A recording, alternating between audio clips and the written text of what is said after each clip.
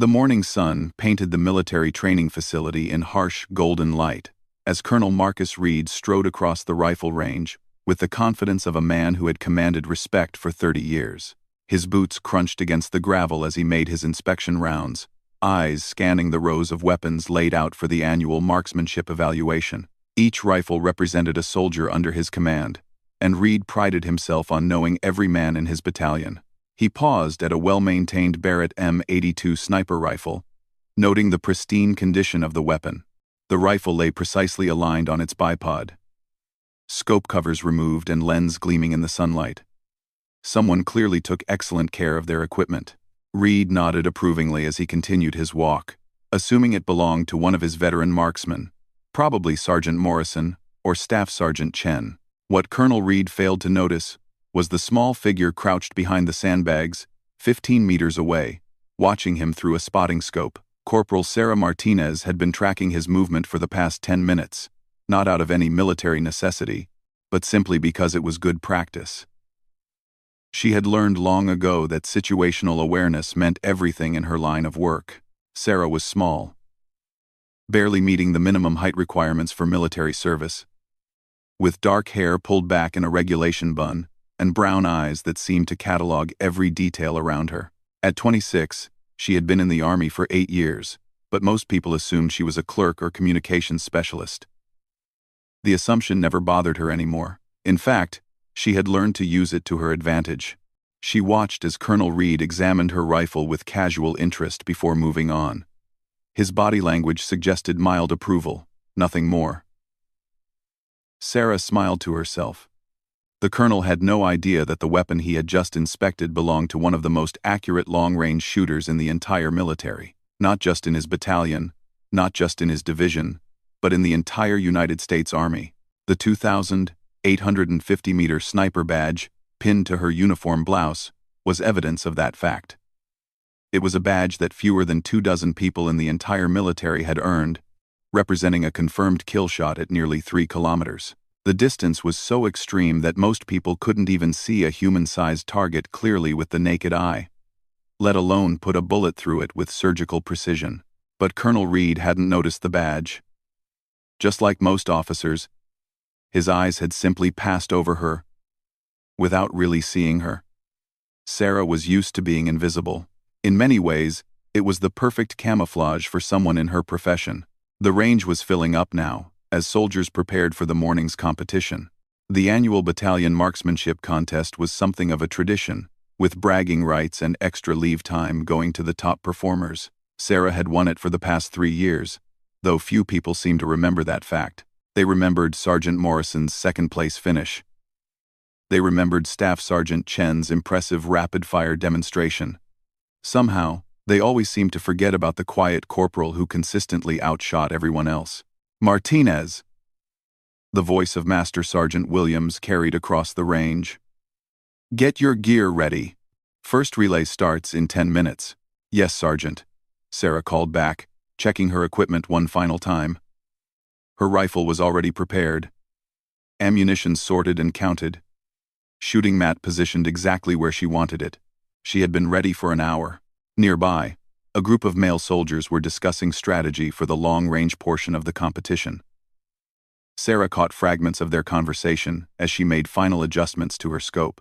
"The wind's going to be tricky today," said Private Johnson, a young soldier who fancied himself an expert marksman. "I'm thinking we'll need to compensate at least 2 minutes of angle to the left." "Nah," countered Corporal Davis. "Look at those flags. Wind's shifting every 30 seconds. You'll need to read it for each shot." Sarah bit back a smile. Both soldiers were partially correct, but they were missing several important factors. The temperature differential between the shaded firing line and the sunny target area would create thermal currents. The humidity was rising as the morning progressed, which would affect bullet trajectory. And most importantly, there was a slight crosswind component that would only become apparent at the longer ranges. But she didn't offer her opinion. Experience had taught her that her insights were rarely welcomed in these discussions. Better to let her shooting do the talking. Colonel Reed returned to the observation area, settling into a chair with other senior officers to watch the competition. He had always enjoyed these events, partly for the competitive spirit they fostered, but mostly because they gave him a chance to identify his best marksman. In his experience, the soldiers who excelled at marksmanship often possessed other valuable qualities: patience, attention to detail, the ability to perform under pressure. "Who are you expecting to take the top spot this year, Marcus?" asked Lieutenant Colonel Foster, his executive officer. Reed considered the question. "Morrison's been practicing hard. His 300-meter groups have been excellent. Chen's got good instincts for reading wind. My money's probably on one of those two." Foster nodded, then glanced at his clipboard. "What about Martinez? Her scores from last year were impressive." Reed frowned, trying to place the name. "Martinez? Which one is that?" "Corporal Sarah Martinez, sniper specialist, assigned to Bravo Company. She's won this competition for the past 3 years." The colonel's frown deepened. He prided himself on knowing his soldiers, especially the high performers. How had this Martinez escaped his attention? "Point her out to me." Foster scanned the firing line, then gestured toward a small figure in the 4th lane. "There." The corporal setting up the Barrett rifle. Reed looked in the indicated direction and felt a moment of surprise. The soldier Foster was pointing to was a woman, and a small one at that. She was the person he had walked past earlier, though he had barely registered her presence. His attention had been focused on the impressive rifle, not its operator. "She's won 3 years running?" Reed asked, trying to keep the skepticism out of his voice. "According to the records, yes, sir. And not just by a little. Last year, she outshot the second-place finisher by nearly 15 points. Reed watched as Corporal Martinez completed her setup with efficient, practiced movements. Every motion was precise and purposeful. There was no wasted effort, no unnecessary adjustments. She worked with the quiet confidence of someone who had performed these same actions thousands of times. "What's her background?" Reed asked. Foster consulted his clipboard again. 8 years in service. Graduate of the Army Sniper School at Fort Benning. Multiple deployments to Afghanistan and Iraq. Decorated marksman with several commendations for exceptional performance under combat conditions." The colonel absorbed this information with growing interest. How had such an accomplished soldier remained virtually invisible to him? He watched as Martinez performed a series of breathing exercises, her body perfectly still behind the massive rifle. "And you said she's in Bravo Company?" "Yes, sir, under Captain Thompson's command." Reed made a mental note to have a conversation with Captain Thompson. If he had a soldier of this caliber in his ranks, he wanted to know more about her capabilities and potential for advancement. The rangemaster's voice boomed across the facility. "First relay, prepare for the 500-meter stage. Shooters, take your positions." Sarah settled behind her rifle, pressing her cheek against the stock with familiar comfort. The Barrett was a large weapon, nearly 5 feet long and weighing almost 30 pounds. But she had learned to handle it with the same ease that other soldiers managed their standard-issue M4 carbines. Years of training had built the specific muscle memory and strength needed to operate the powerful rifle effectively. She peered through her scope, noting the wind flags positioned at intervals down the range. The breeze was indeed shifting, but she had been reading its patterns for the past hour. There was a rhythm to it, a cycle that repeated approximately every 2 minutes. If she timed her shots correctly, she could use the calmer periods to her advantage. The targets were standard military silhouettes, black figures against white backgrounds. At 500 meters, they appeared small through her scope. But Sarah had engaged targets at distances where they were barely visible specks. This range felt almost intimate by comparison. "Shooters ready," called the rangemaster. Sarah placed her finger on the trigger, feeling the familiar resistance. The Barrett had a crisp, clean break that she had come to trust completely. She controlled her breathing, letting her heart rate settle into its shooting rhythm. "Fire when ready." The first shot came from lane 1, the sharp crack of a rifle breaking the morning stillness. Other shots followed in quick succession as soldiers engaged their targets. Sarah waited, watching the wind flags and feeling the subtle air currents against her exposed skin. There. A momentary calm in the wind pattern. Sarah's finger applied steady pressure to the trigger. The Barrett bucked against her shoulder with its characteristic recoil, and she smoothly worked the bolt to chamber another round. Through her scope, she watched the target downrange and saw the small hole appear exactly where she had aimed. Center mass in the scoring ring. She repeated the process 4 more times, each shot carefully timed to the wind pattern she had identified. The Barrett spoke with authority each time, its powerful cartridge sending 750-grain bullets downrange at over 2,800 feet per second. When the ceasefire was called, Sarah secured her weapon and waited for the scores to be announced. Around her, other soldiers were discussing their shots, some confident, others expressing uncertainty about their performance. "Scoring complete for the 500-meter stage," announced the rangemaster. Top score. Lane 4. Corporal Martinez, with a perfect 50 out of 50. There were a few murmurs of appreciation, but no real surprise. Sarah had been hitting perfect scores at this distance for years.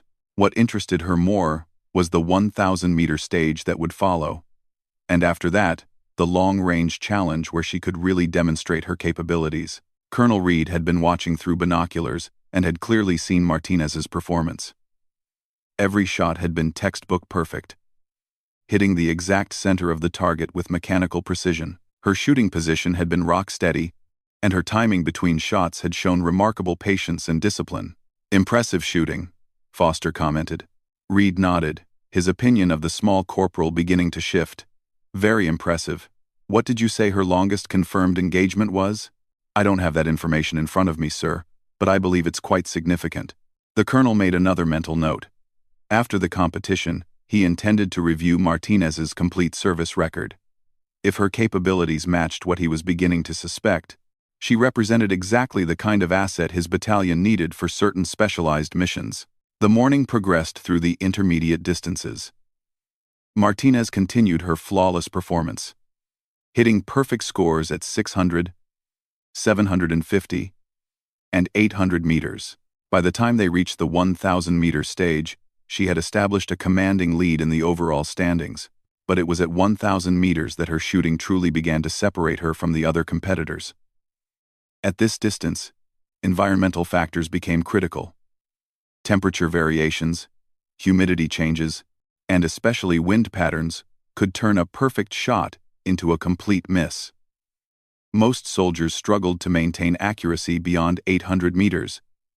Even under ideal conditions, Sarah approached the 1,000-meter stage with the same methodical preparation she brought to every distance. She noted that the wind had become more complex as the day warmed, with multiple layers moving at different speeds and directions. Reading these conditions accurately would require all of her experience and skill. Through her scope, the targets looked impossibly small.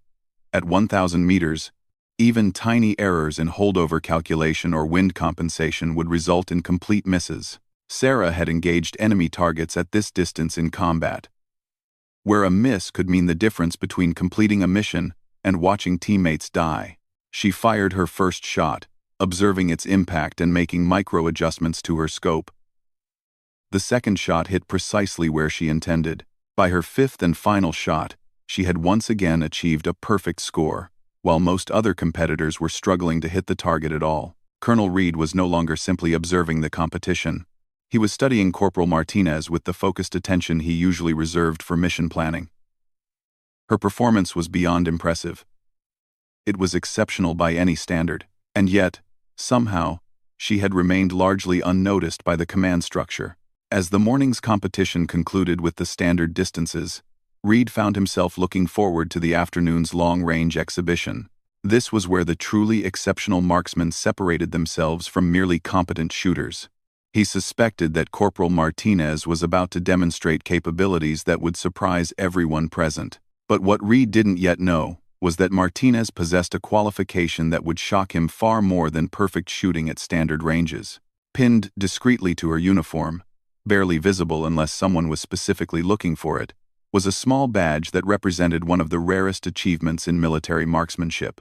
The 2,850-meter sniper badge was awarded only to those who had made confirmed kills at distances exceeding 2,800 meters. It was an achievement so rare that most soldiers had never even seen the badge, let alone earned one. Sarah had received hers after a mission in Afghanistan, where she had eliminated a high-value target from a distance of nearly 3 kilometers. As the soldiers broke for lunch, Sarah methodically cleaned and inspected her rifle. The afternoon session would include the long-range challenge, where targets were placed at distances from 1,200 to 1,500 meters. For most competitors, these ranges represented the absolute limit of their capabilities.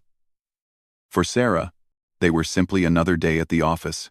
She was looking forward to the afternoon, not because she enjoyed showing off, but because long-range shooting was where she felt most at home. It was a discipline that required the perfect synthesis of technical knowledge, physical skill, and mental discipline. It was where 8 years of training and combat experience came together in a single moment of absolute precision. Colonel Reed would undoubtedly continue his observation that afternoon. And perhaps, finally, he would notice the small badge that told the story of a soldier whose capabilities exceeded anything he had imagined possible. The afternoon sun had shifted the dynamics of the shooting range entirely. What had been a comfortable morning environment now presented challenging conditions for precision marksmanship. Heat shimmer rose from the asphalt, creating visual distortions that could throw off even experienced marksmen. The wind had picked up and become more erratic, gusting unpredictably from multiple directions. Colonel Reed found himself genuinely curious about the long-range portion of the competition. The morning's standard distances had been dominated by Corporal Martinez, with a performance that bordered on mechanical precision. Now, as targets were being placed at 1,200, 1,400, and 1,500 meters, he wondered if her accuracy would hold at distances where environmental factors became exponentially more challenging. Sarah Martinez stood beside her rifle, not bothering to peek through the scope yet. Instead, she was reading the range with her naked eyes, watching grass movement at various points downrange, observing the heat shimmer patterns, and noting how dust particles moved in the air. This environmental assessment was as important as the mechanical aspects of shooting, perhaps more so. She had learned this lesson the hard way during her second deployment to Afghanistan. A high-value target had presented itself at extreme range, and she had rushed the shot, focusing too much on the technical aspects and not enough on reading the conditions. The bullet had missed by inches, and the target had escaped. Her spotter, a veteran sergeant named Rodriguez, had spent the next hour teaching her that the rifle was only as good as the shooter's ability to read the world around it. "All right, people, listen up," announced Master Sergeant Williams. "Long-range portion starts with 1,200 meters. 5 shots, 10 minutes per shooter. Wind's getting squirrely, so take your time and make your shots count." The first shooter was Staff Sergeant Chen, one of the soldiers Colonel Reed had expected to dominate the competition. Chen was a solid marksman with good instincts, and he approached the firing line with confidence. Sarah watched his technique with professional interest, noting his shooting position and the way he managed his breathing. Chen's first shot was a solid hit in the outer scoring ring. His second shot was also a hit, though slightly lower than his point of aim. By his third shot, it was clear that the changing wind conditions were giving him trouble. He finished with 3 hits out of 5 shots, a respectable performance given the challenging conditions. Sergeant Morrison followed with a similar result. His shots were well placed when he read the wind correctly, but he struggled to adapt to the rapidly changing conditions. 3 hits out of 5, with 2 shots pushed wide by wind gusts he hadn't anticipated. Sarah was the 4th shooter to approach the line. As she settled into position behind the Barrett, she noticed Colonel Reed had moved closer to the firing line, clearly interested in observing her performance at these extended ranges. She didn't let his attention distract her from her preparation routine.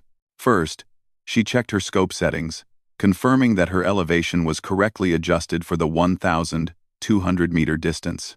The Barrett was zeroed at 100 meters, which meant she needed to compensate for significant bullet drop at this range.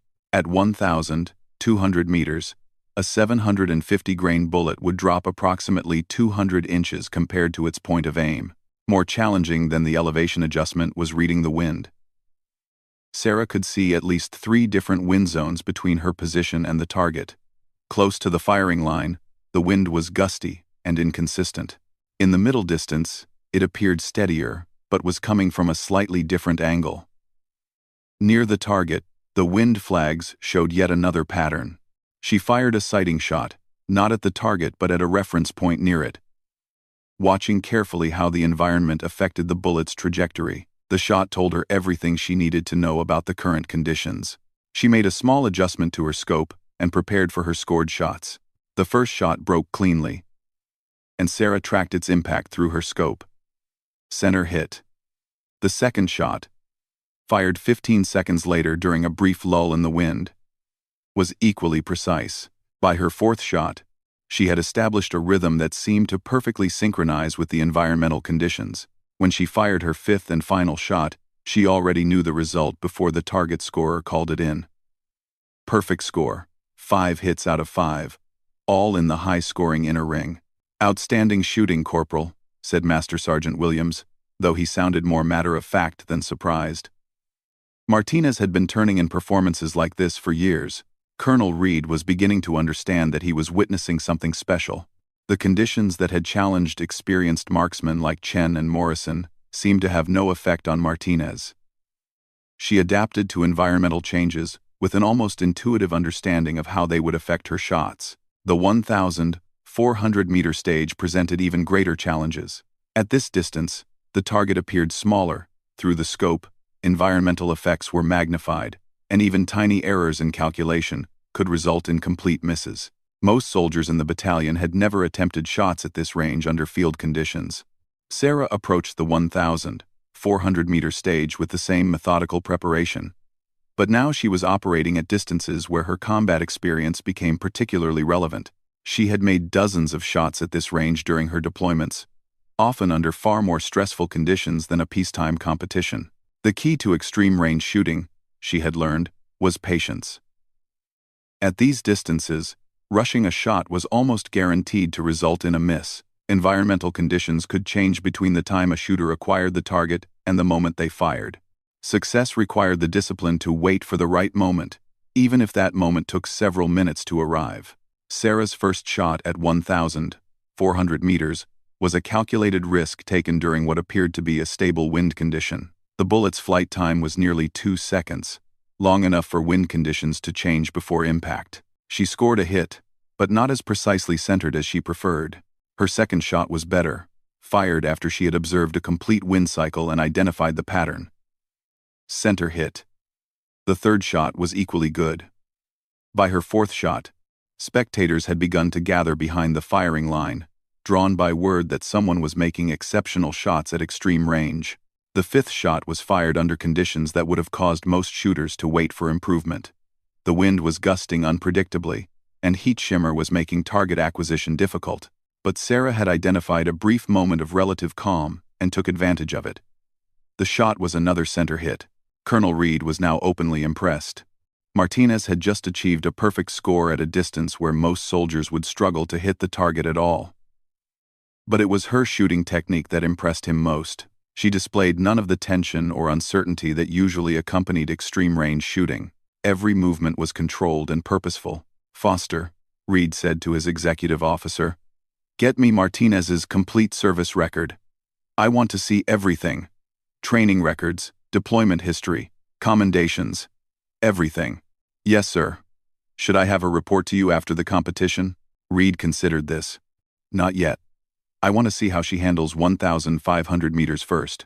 The 1,500-meter stage was the maximum range for the competition, pushing the Barrett rifle close to its effective limits for precision shooting. At this distance, external factors dominated the shooting equation.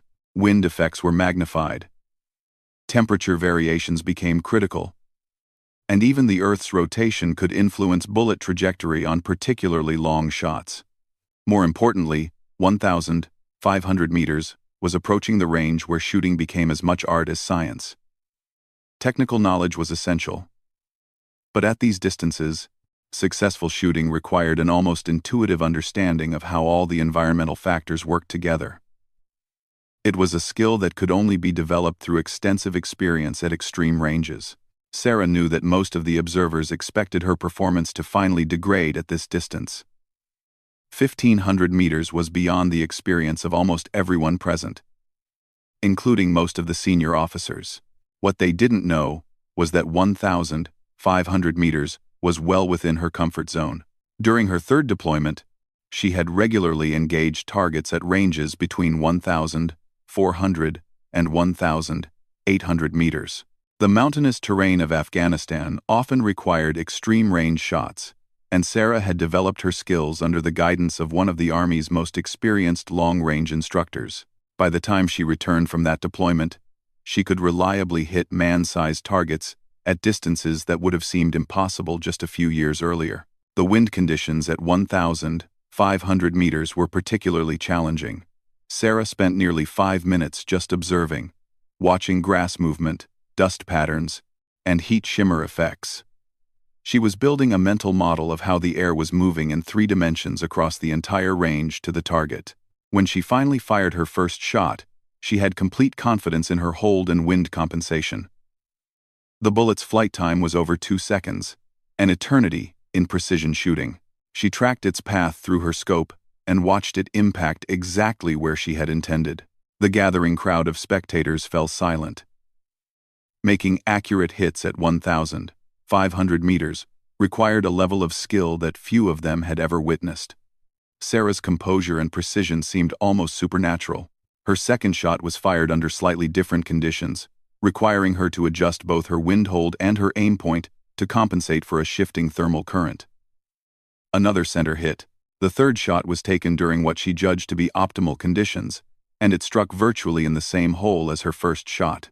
By the fourth shot, word had spread throughout the facility that something remarkable was happening on the range. Off-duty soldiers were gathering to watch, and even some of the civilian instructors had come out to observe. Sarah was aware of the attention but didn't let it affect her focus. She had learned to shoot under far more distracting conditions. The fifth shot was her best yet, striking dead center in the target's highest scoring ring. When the ceasefire was called and the final scores were tallied, Sarah had achieved another perfect score. She was the only competitor to hit the target at all at 1,500 meters, let alone score 5 consecutive hits. Colonel Reed was speechless. In 30 years of military service, he had never witnessed shooting of this caliber. Martinez hadn't just dominated the competition. She had performed at a level that seemed to transcend normal human capability. "Sir," said Master Sergeant Williams, approaching the observation area, "the final scores are in." Corporal Martinez took first place by a margin of 43 points. "That's the largest victory margin in the history of this competition." Reed nodded absently, still processing what he had witnessed. "Master Sergeant, what do you know about Martinez's background? Her training? Her deployments?" Williams consulted his clipboard. "She's been our top marksman for several years, sir. Graduate of the Advanced Sniper course at Fort Benning, multiple combat deployments, extensive experience in long-range precision shooting. She's also completed several specialized training programs that most soldiers never get access to." "What kind of specialized training?" "Advanced ballistics calculation, extreme-range marksmanship, environmental effects on precision shooting. She's also cross-trained with some Navy SEAL sniper teams and did an exchange program with British SAS marksmen." This information put Martinez's performance in context. She wasn't just naturally talented. She was extensively trained in advanced techniques that most military snipers never encountered. But even with that training, her performance today had been exceptional. "Sir," Williams continued, "there's something else you should know about Corporal Martinez. She holds a qualification that's quite rare." "What qualification?" "The 2,850-meter sniper badge. She earned it during her deployment to Afghanistan for a confirmed kill at 2,847 meters. There are less than 24 people in the entire military who hold that badge." Colonel Reed felt his understanding of the situation shift dramatically. A 2,850-meter shot was beyond extreme range. It was approaching the theoretical limits of what was possible with current rifle technology. The fact that Martinez had not only attempted such a shot but had made it successfully under combat conditions meant she was operating at a level few marksmen ever achieved. "Where does she wear that badge?" Reed asked. "On her dress uniform, sir. But she's authorized to wear a smaller version on her field uniform as well." It's pinned right below her marksmanship badges. Reed looked toward the firing line, where Martinez was carefully cleaning and packing her rifle. He could see various qualification badges on her uniform, but from his distance, he couldn't make out the specific details. The 2,850-meter badge would be small and easy to miss unless someone was specifically looking for it. As the competition officially concluded and soldiers began cleaning up their equipment, Reed made a decision. He walked toward the firing line, intending to congratulate Martinez personally and get a closer look at her qualifications. More importantly, he wanted to have a conversation with a soldier whose capabilities clearly exceeded anything he had imagined. Sarah was methodically breaking down her rifle when she noticed Colonel Reed approaching. She came to attention, setting down the rifle component she had been cleaning. "At ease, Corporal," Reed said. "Outstanding shooting today. That was some of the finest marksmanship I've ever witnessed." "Thank you, sir." Reed found himself studying Martinez more closely than he had that morning. What he had initially perceived as an unremarkable soldier, he now understood was a highly trained specialist whose capabilities rivaled those of elite military units. His eyes moved to her uniform, noting the various qualification badges. And there, pinned discreetly below her other awards, was a small badge he had never seen before. It depicted a rifle with a very long barrel, and below it were the numbers 2,850 in small script. Reed realized he was looking at one of the rarest qualification badges in the military. "Corporal," he said quietly, "is that a 2,850-meter sniper badge?" Sarah looked down at her uniform briefly, then met his eyes. "Yes, sir." "Afghanistan?" "Yes, sir. September 2019, during Operation Mountain Resolve." Reed felt a moment of genuine awe. He was looking at a soldier who had made one of the longest confirmed kills in military history. The shot Martinez had made in Afghanistan was the kind of achievement that military historians would study and debate. And somehow, she had been serving in his battalion for months while he remained completely unaware of her extraordinary capabilities. "Why wasn't I informed about your qualifications when you were assigned to this unit?" Sarah hesitated briefly before answering. "Sir, my records contain all relevant information about my training and experience. The 2,850-meter qualification is noted in my personnel file." Reed realized that the fault was his own. He had relied on others to brief him on new personnel assignments, and somehow, Martinez's unique qualifications had been overlooked or understated. He made a mental note to personally review the records of all specialists assigned to his command. "Corporal, I'd like you to report to my office at 0800 tomorrow. I think we need to discuss how your skills might be better utilized within this battalion." "Yes, sir." As Reed walked away, he reflected on the morning's events. He had started the day believing he knew his soldiers and their capabilities. Now he understood that one of the most skilled marksmen in the entire military had been operating under his command, while he remained completely oblivious to her presence. Tomorrow's meeting would be about more than just recognition. Reed suspected that Corporal Martinez represented capabilities that could be crucial for certain specialized missions his battalion might face. But first, he needed to understand exactly what those capabilities were and how they could best be employed. Sarah watched the colonel walk away, then returned to cleaning her rifle. She wasn't surprised by his reaction. Most people were shocked when they discovered what the small badge on her uniform represented. What did surprise her was that it had taken him this long to notice. She had been in his battalion for 6 months. As she packed her equipment, Sarah wondered what tomorrow's meeting would bring. In her experience, senior officers who suddenly discovered her qualifications usually had one of two reactions. Either they wanted to showcase her abilities for public relations purposes, or they had specific missions in mind that required her particular skill set. She hoped it would be the latter. Sarah had joined the military to serve, not to be displayed like a trophy. If Colonel Reed had legitimate missions that required extreme-range precision shooting, she was ready to contribute. That was what she had trained for, and that was where she could make the most difference. The afternoon sun was beginning to fade as Sarah finished packing her gear. Around her, other soldiers were discussing the day's competition, many expressing amazement at her performance. But Sarah's mind was already moving forward. thinking about tomorrow's meeting and wondering what new challenges it might bring. What she didn't yet realize was that Colonel Reed was already reviewing intelligence reports about upcoming missions that might require exactly the kind of skills she possessed. The meeting tomorrow would be about more than recognition. It would be about putting her exceptional abilities to use in service of missions that could make a real difference. Colonel Reed arrived at his office at 0730 the next morning, 30 minutes before his scheduled meeting with Corporal Martinez. He had spent most of the previous evening reviewing her complete service record, and what he had discovered had fundamentally changed his understanding of what kind of soldier she was. Sarah Martinez wasn't just an exceptional marksman. She was a strategic asset. Her training record showed completion of advanced courses that most soldiers never had access to. Advanced Urban Sniper School, Counter-Sniper Operations, High-Angle Shooting, and a classified program called Extreme Range Precision Engagement. Her deployment history read like a catalog of some of the most challenging missions conducted in Afghanistan and Iraq. More impressive than her formal training was her combat record. 43 confirmed kills at ranges exceeding 800 meters. 17 successful missions as primary sniper in counterinsurgency operations.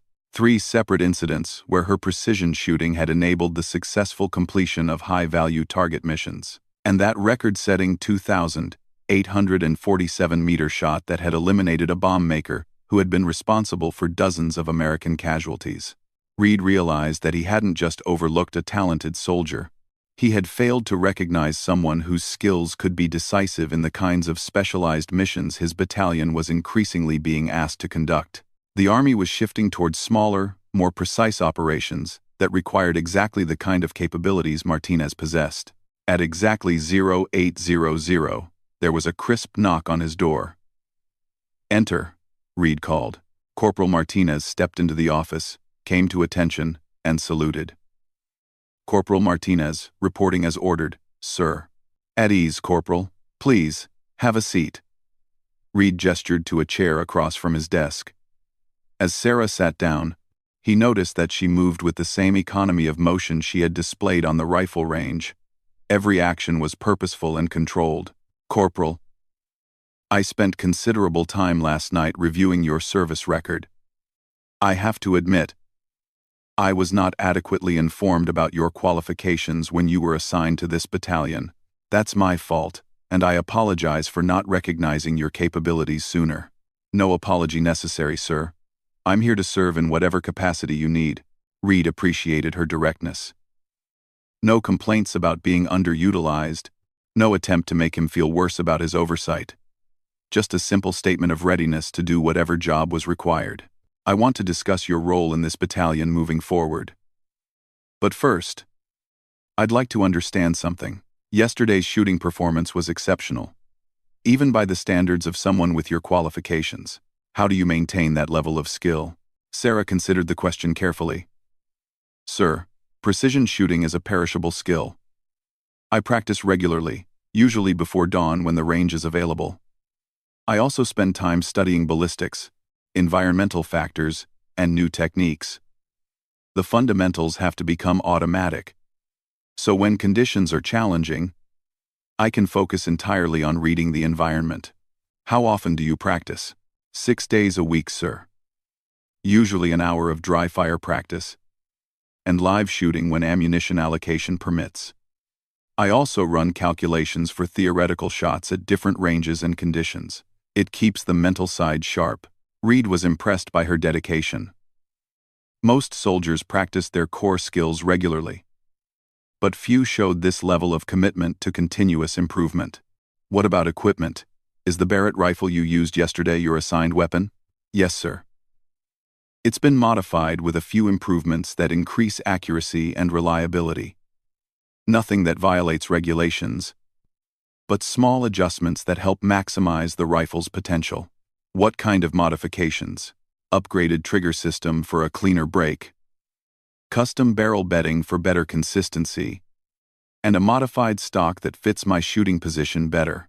I also use hand-loaded ammunition that's optimized for this specific rifle." Reed was beginning to understand that Martinez approached her profession with the kind of technical expertise that separated true specialists from ordinary practitioners.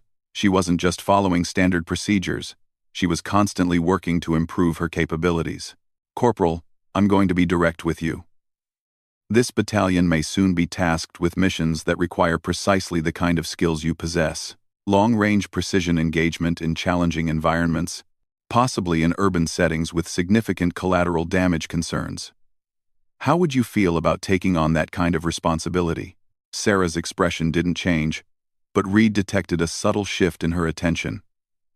"Sir, that's exactly the kind of mission I trained for. Urban precision shooting is particularly challenging, but it's where careful preparation and training make the biggest difference.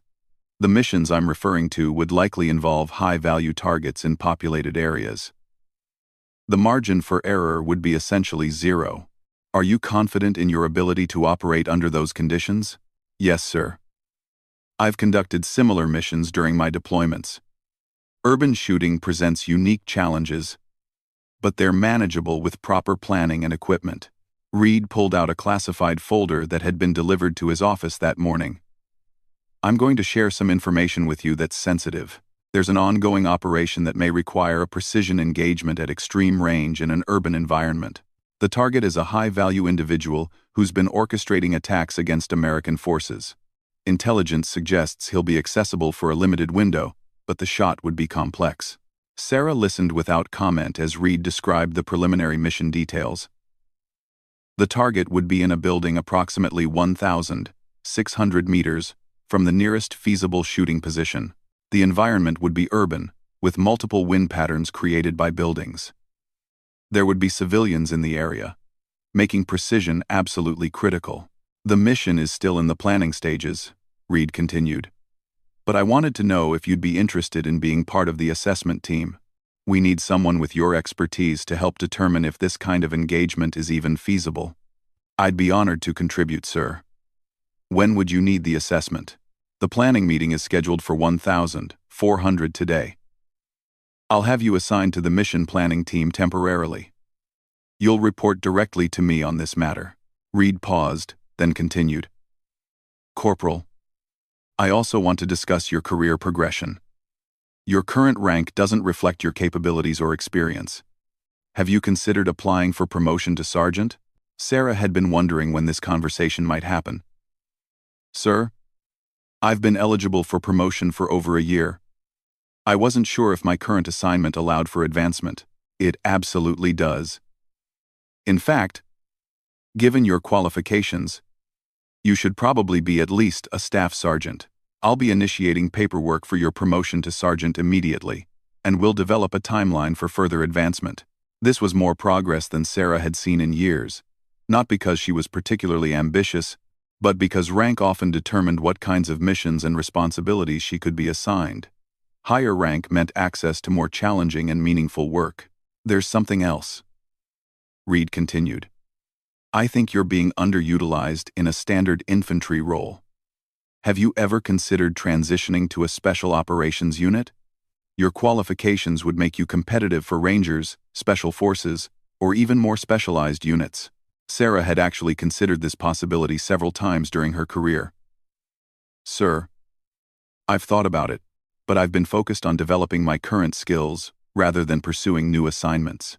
I understand that dedication, but I think you should know that your options extend well beyond conventional units. If you're interested, I can make some inquiries with contacts in special operations community."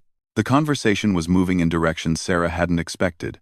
When she had walked into the office, she had assumed this would be a brief congratulations for winning the marksmanship competition. Instead, she was being offered opportunities that could fundamentally change her career trajectory. "Sir, I appreciate the offer.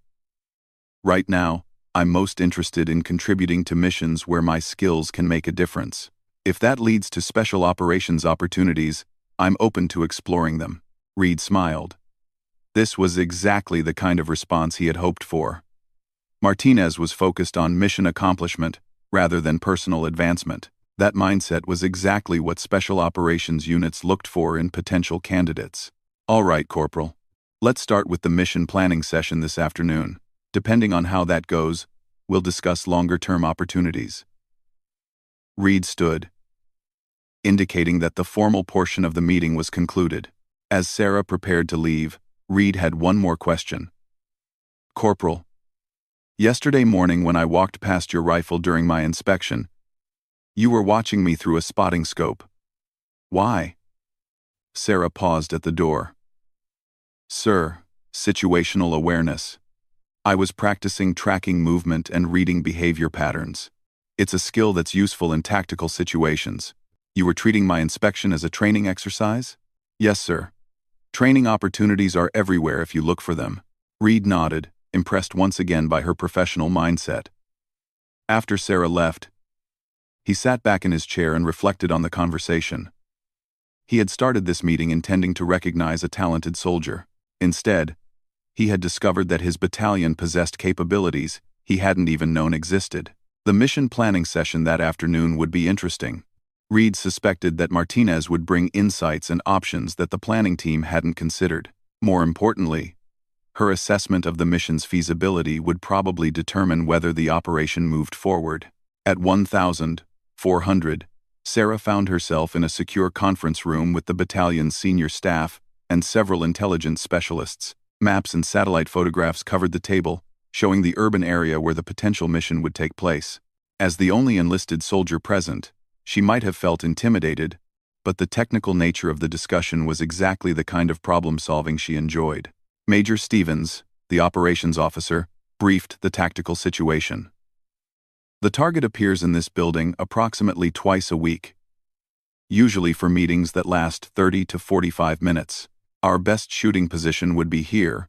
He pointed to a building 1,640 meters away.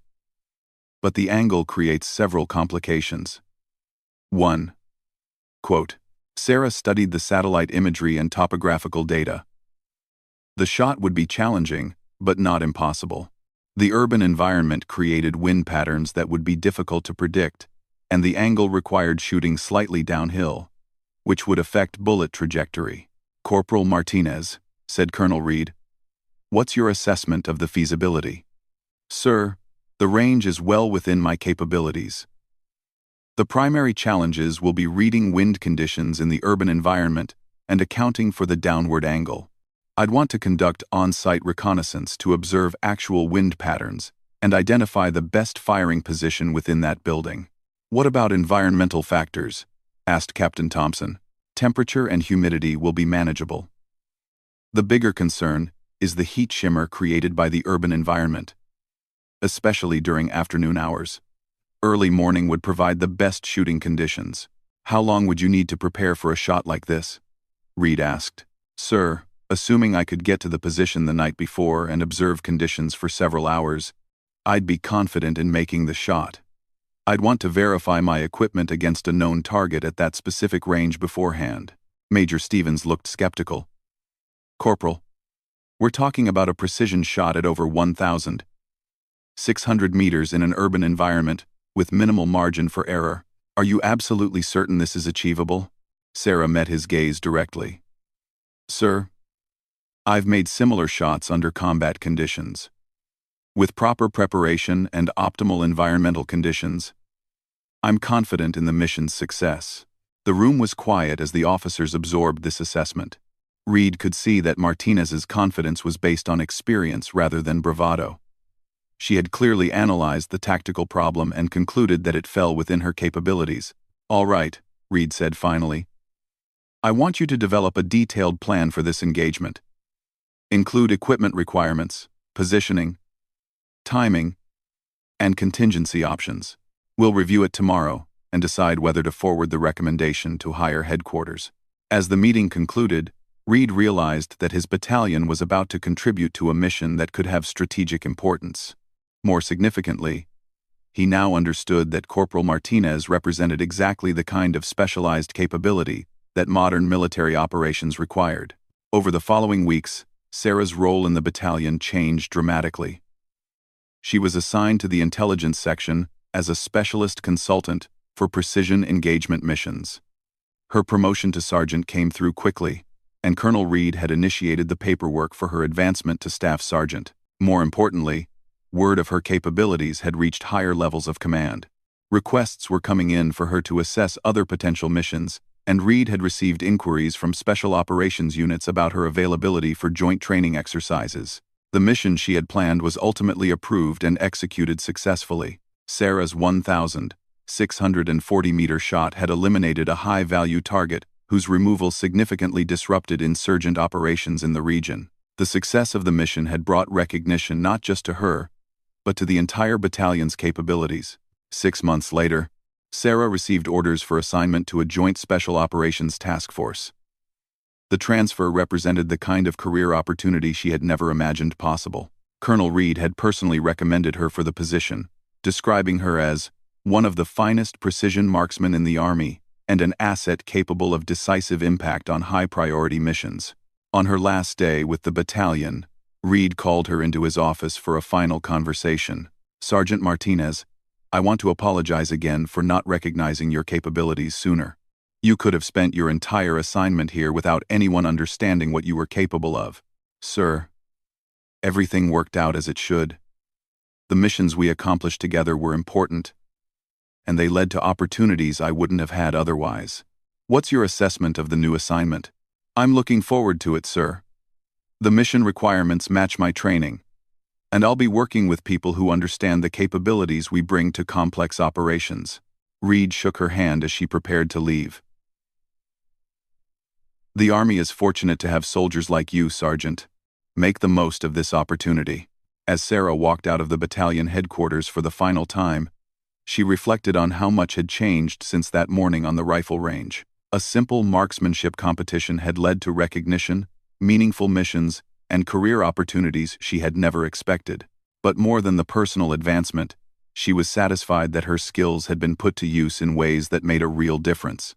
The precision shooting capabilities she had developed through years of training and experience had contributed to missions that protected American forces and advanced strategic objectives.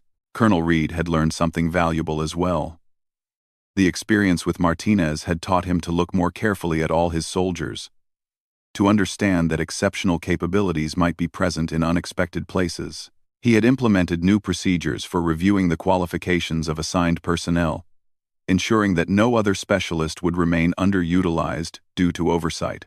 The small 2,850-meter sniper badge that had initially escaped his attention had become a symbol of something larger. It represented not just exceptional individual achievement, but the importance of recognizing and properly utilizing the diverse capabilities that existed within military units. Sarah's story had become part of the battalion's culture. New soldiers were told about the quiet corporal who had demonstrated that exceptional performance could come from unexpected sources. The message was clear. Every soldier had the potential to contribute in ways that might not be immediately obvious, and leadership had a responsibility to discover and develop those capabilities.